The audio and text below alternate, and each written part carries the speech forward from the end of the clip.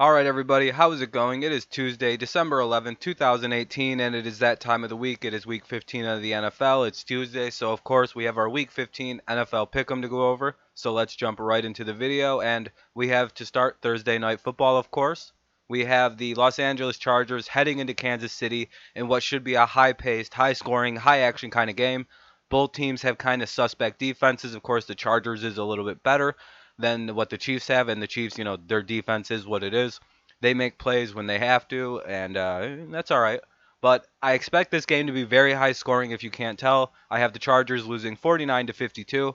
I believe the Chiefs are opening up as an early favorite in this game, even though that probably will become more of a pick'em game as the week rolls on. But I do like the Chiefs winning this game 52 to 49. That's not a shot at either of these teams. I just think that it's going to be all offense all Thursday night, and we're going to have a repeat of the Chiefs and Rams game that we've seen earlier this year on Monday night. I like both these teams' offense. I'm not so sure about their defenses. If the Chargers win, expect a big game out of like Darwin James, of course, and Bosa. They might have to be the only way the Chargers can pull this off. The Chiefs will score as they did against the Ravens. So even if you run a good defense on them, they can score kind of at will. So this is going to be a very fun game. Of course, this kind of can determine the outcome of the AFC West, so this is a must-win for the Chiefs. Big pressure game for Mahomes. Let's see how he handles it. Big playoff atmosphere, but at least he's home. And that's part of the reason I'm also leaning toward the Chiefs is they are at home, even though the road doesn't really bother the Chargers. But yeah, you know what it is. It is what it is. The Chargers can hang with the Chiefs, 52 to 49. That's my outcome for this game. And today, this week, we of course it's week 15 in the NFL. So this Saturday, we are going to be blessed with two Saturday football games. So we get to combat our boredom and the long gap between Thursday night and Sunday with a little bit of Saturday football. And that means at 4:30 p.m. Eastern Standard Time, we have the Houston Texans heading up to New York to play the Jets in what should be a pretty easy win for the Houston Texans. I don't really see the Jets competing with this team. They have the polar opposite records of each other. The Texans are 9-4. The Jets are 4-9. They've struggled a lot this year. I think Sam Darnold's going to be playing, and they play a little bit better as he just beat the Bills. Not that impressive. And the Texans are going to want to avenge that loss to the Colts in a big way, and they're going to use their defense to kind of smother out this bad Jets team. This could be the game that gets Todd Bowles fired. So if you're a Jets fan, you got that going for you. The Texans could improve to 10-4, and depending on how that game with the Chargers and Chiefs go, they need to keep winning because wild card and just division, like they want to be ahead of a team that with division stuff, like the more they win, the higher chance of getting a seed is. They can keep up with the Patriots, and more home games in Houston is what you want. So expect the Texans to play this game very aggressively, and that'll be the 4:30 game. Let's go ahead and look at this 8:20 game between the Denver Broncos and Cleveland Browns. Um, when you first look at this game, you think it's going to be an easy win by the Broncos, considering Cleveland on the road, they're not that good. And most young teams like Cleveland aren't going to be good on the road, but the Browns are really, really bad on the road and have been for years. They've been bad at home for years, but they win more at home. I think like 5 of their 7 losses are unfortunately on the road, it's crazy how many of their losses have come on the road. But they've also played very well lately.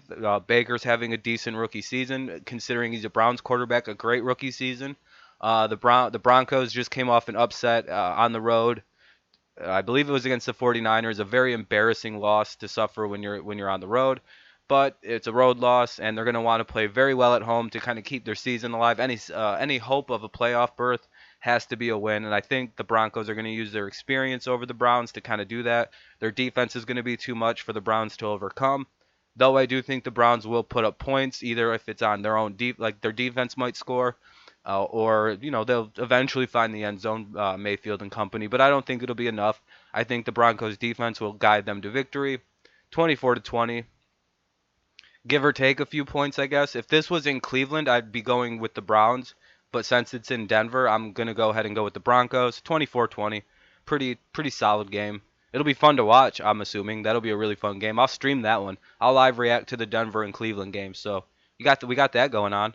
All right, and let's start with the Sunday 1 p.m. games. We have the Arizona Cardinals heading down to Atlanta in what should be a very boring game between two teams who don't matter. The 3-10 Cardinals and the 4-9 Falcons. I think the Falcons are already like a 10-point favorite in this game, and I have to agree. They're gonna win like 28-10. They're decent at home. The Falcons. The Cardinals are just atrocious. They scored 3 points on the Lions. I don't have much to say about that one except you. Easy win for the Baltimore Ravens is when the Tampa Bay Buccaneers come to town. Maybe in years past this would have been a more competitive matchup between the two teams, but the Buccaneers struggle on offense, they struggle on defense. So I like Joe Flacco returning. That gives an element to the offense. You know, they can use Lamar, they can use Joe, they can use many, many packages, and they can also use RG3. That's a fun team with a lot of options for against a defense that has been playing a lot better but also can get beat really bad. And they're going to be on the road. They're going to be playing in an aggressive Baltimore against a team that has to win for like they could win, still win their division. So like you're going to get a super aggressive Baltimore at home in the cold. I don't like Tampa Bay's chances at all in this game. 24-14, and I think I'm being nice to the Buccaneers with that score, but we'll see. And that'll probably eliminate the Buccaneers from playoff contention. So all right, let's see. Next team, we have the Detroit Lions and Buffalo Bills. Um, a lot of people are picking the Bills as the favorite in this game, and I'm not really sure why. I guess because it's in Buffalo and it's like cold. But the Lions are a pretty good little team. I think their defense is a lot better than anybody gives it credit for, and I think that'll be on display in this game. Um, Again, this is one of those games like the Cardinals and Falcons. Like both these teams are pretty much not going to contend. Lions could go 8-8 and be one of those many 8-8 teams I'm predicting that are going to be at the end of the season. An 8-8 team in the NFC will make the playoffs. I'm just not sure which one. We'll see who it is. It might be the Eagles or the Redskins. We'll see when we get to that point. But there's going to be about 5 8-8 teams that can all make the playoffs, and I think the Lions will be one of them. But this game is just boring. 23-10 Lions win pretty handily over the Bills. And then we have the Bears and the Packers. Now this game actually did take me a second to think about, but it's going to be in Chicago in the cold. I mean that doesn't matter to the Packers, but and their defense is obviously going to show up and just destroy everybody like they did to the Rams. If that happens again, the Packers won't score any points, but I have to give some credit to the Packers. Number one, they play the Bears extremely well. Aaron Rodgers doesn't lose to the Bears.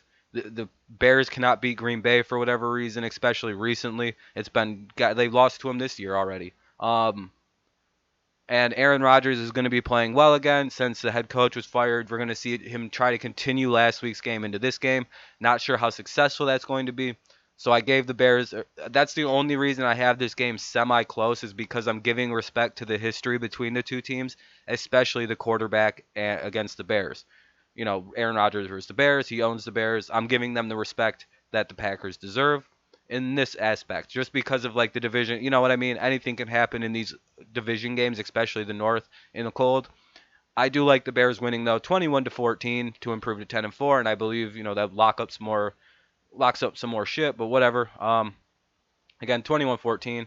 And then we have the Oakland Raiders heading into Cincinnati in another game that really doesn't matter in the grand scheme of things, except for the Raiders getting draft position.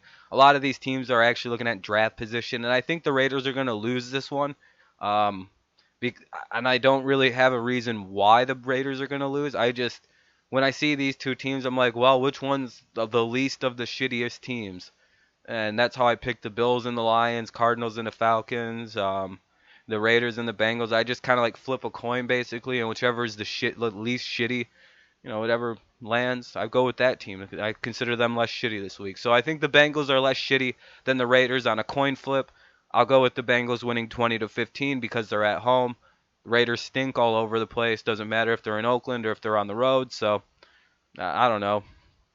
20-15. I don't have much to say about that one. Let's go to the 1 p.m. games continued. We have a very good game when the Dallas Cowboys head to the Indianapolis Colts. Potential game of the week candidate. Dallas Cowboys 8-5 off a very good winning streak, about 5 games, including beating the Saints, the Eagles twice, the Falcons, and I forgot the other team. I don't remember. It's a decent little football team, and then we have the Colts, who are fresh off of beating the Texans, one of the hottest teams in football, minus that one loss to the Jaguars. Kind of a weird game. They'd be 8-5 if they had not blown that one. But now we have this. Can Dallas actually win on the road? We'll see when they play a good road opponent in the Indianapolis Colts. They have to go into Indy. Going to be a tough game. Going to be tough to beat Andrew Luck. A lot of these wins by the Cowboys have come at home in close games where they kind of have, an advantage being at home. And we'll see how well the Cowboys do. A lot of people say the Cowboys have to win in specific ways, and that's been true so far. Their defense has to be playing extremely well, and they have to be at home, and it has to be a close game. So we'll see. If the Colts want to play shootout, I don't know if Dak Prescott can play shootout with Andrew Luck. I don't think they have it. I know Cooper's great. He's been great since he showed up. But can Dak keep up with Andrew if it becomes one of those games? I don't think so. That's why I'm going with the Colts. They're home. I have not seen the Cowboys play well on the road this year. Sure, they played Philly well on the road, but it's like, okay, Philly stinks. So I do like the Colts winning this game 27-20. I liked what I seen them do against the Texans, and that was a game in Texas, like in Houston. So I like that. And if that once I see Dallas do it, statement game by the Cowboys coming up, if they can pull this off, I'll stop shitting on the Cowboys. But I don't think they will. I don't think they're that good on the road. That's why it's going to be good for them to get a home playoff game, the first round of the playoffs, because they'll at least win one. But it is what it is with that. So, 27-20 Colts. Jaguars play the Redskins. I'm not going to be picking the Redskins for the rest of the season, so no matter who they play, they're going to lose. When you have Mark Sanchez and Josh Johnson as your quarterback, you don't get wins. Sign Colin Kaepernick, and I'll pick your team. You're gonna lose 18-10 to the other shitty team in football that should do the same fucking thing you should do. I mean, at this point, it's goddamn obvious it's collusion, right, people? I mean, like, Jesus Christ, your season's savable. Like, it's not that bad. Josh Johnson's the same skill set Collins got. Mark Sanchez has the same time off of football since January of 2017. Come on. I mean, you can still make the playoffs. You could go 9-7 and get in. But no, you fucked yourself. You committed to Mark Sanchez and Josh Johnson. You get what you get. You're going 6-10.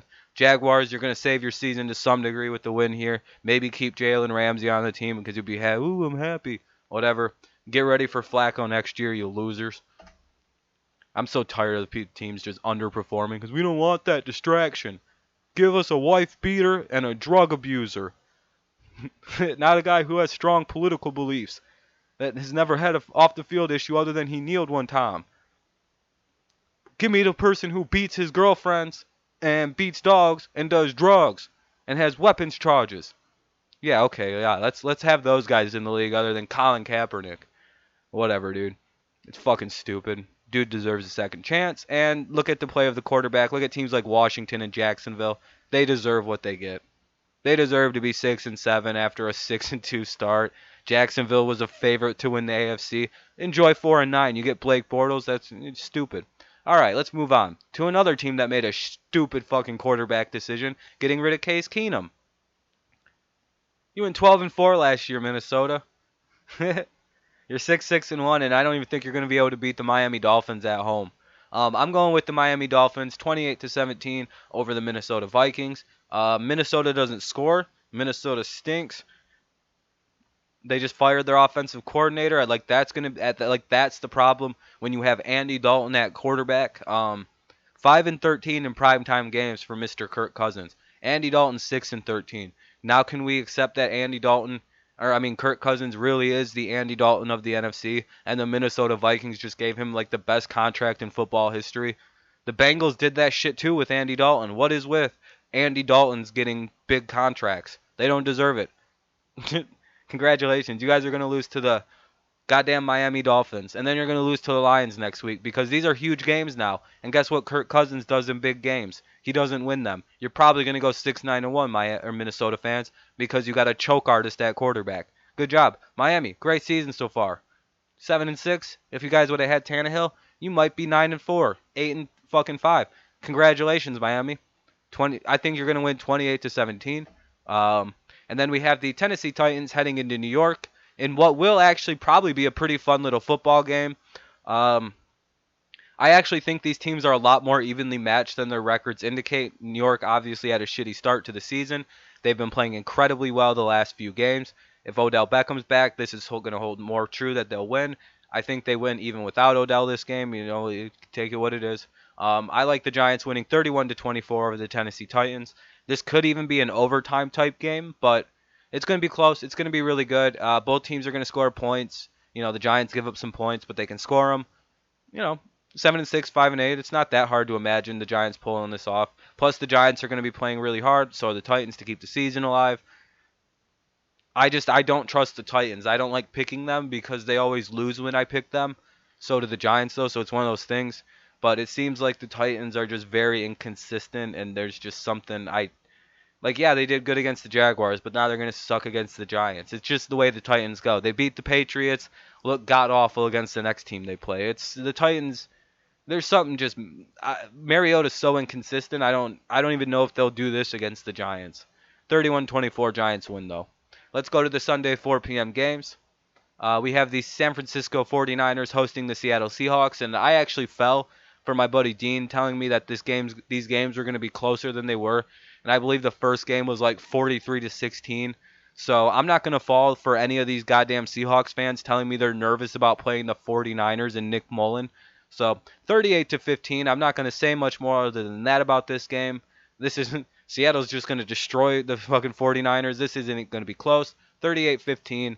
9-5. They'll clinch their playoff berth, I believe, with this win. The Seahawks will at 9-5. Other teams are all going to be uncatchable at that point. So congratulations if Seattle wins. They'll be in the playoffs. Everything will be secured up. Just get that number 5 seed. And then the 49ers, I don't know, fucking 3-12, 3-11. You're going to get a good draft pick when Jimmy G comes back.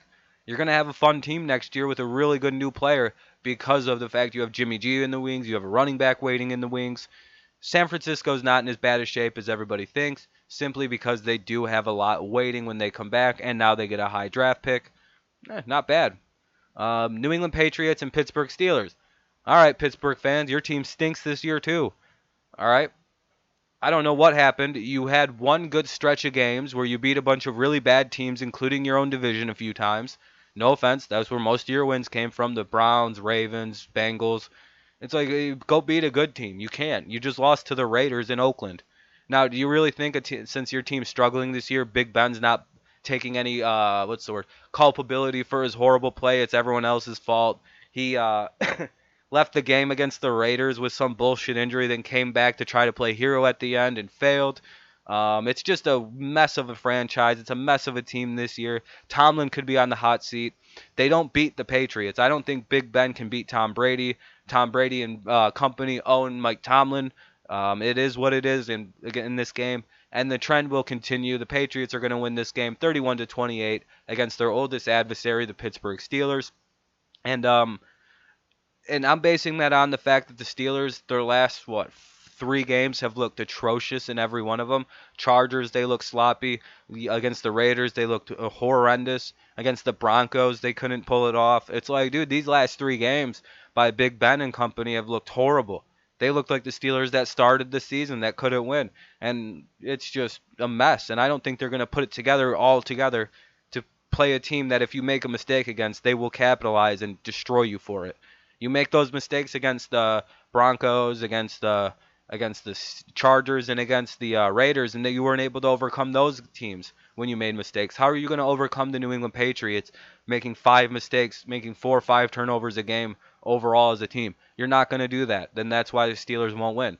They're on the verge of being pushed down. Like we're going to see a bunch of Baltimore Ravens fans rooting for the New England Patriots in this. Ravens fans, you got to root for the Patriots because if your team wins and the Steelers lose, you're in first place in the division at 8-6. This team will be 7-6-1. That could get the Steelers kicked out of the playoffs if they keep losing, and I think they're actually going to go like 7-8-1 maybe. They're not very good. I don't like this year's Steelers. Le'Veon Bell might actually just earn himself a new contract. We'll see about all that, but the Steelers are a mess. They're a disaster from the start of the year. They should have let Le'Veon go if they weren't gonna just pay him what he wants. Obviously, he's worth it. This team has no rhythm on offense, make a lot of mistakes. Big Ben looks human without his star running back. So I like the Patriots 31 to 28 for all those reasons, like I said above. Those are the only 4 p.m. games. So let's go ahead and jump to Sunday and Monday Night Football. We have Sunday Night Football when the Los Angeles Rams host the Philadelphia Eagles. The Rams are 11-2, and second place in the NFC.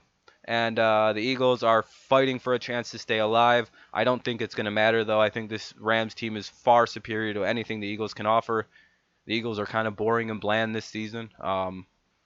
Struggling on offense, injured the hell on defense, no rhythm on offense. They don't know how to use Golden Tate. Wentz is playing with a lot of hesitation due to the knee injury. It's still not gone, whereas Watson's is completely gone. I like the Rams winning this game pretty handily. It's going to be in LA. They're going to want to kick the shit out of somebody after that embarrassing loss against the Bears. So give me the Rams 35-20 on a pretty easy Sunday night football. That'll put the Eagles to 6-8. Like I said, many 6-8 teams. Oh, look, another 6-8 team coming up. Remember, an 8-8 team is making the wild card in the NFC. Not sure who it will be. Will it be the Giants, Lions, Eagles, Redskins? Who knows? Who knows? Panthers. And then we have Monday Night Football. The New Orleans Saints will head into Carolina in what should be a pretty easy game. Carolina is garbage, no matter where they're playing this year. They're a little bit better at home, so I gave them some credit. 24-38 is what I think the final will be. Saints win 38-24. Will improve to 12-2, but they won't knock up any kind of like number one seeding quite yet because of how everything works. They have to go all the way out. Same record as the Rams. Both teams will go to 12-2. Who will blink first and not go 14-2? Who knows? I think the Saints win out, and I think the Rams win out. So I think the Saints will get the number one seed, but they'll win this game 38-24 to pretty handily over a struggling Panthers team. And yeah, that's the end of the picks. So I hope you enjoyed those. Remember, there's going to be games Saturday night we can talk about, so that'll be fun. Um, 2018 NFL season pick'em record, of course, is 120, 83-2. Pretty good season.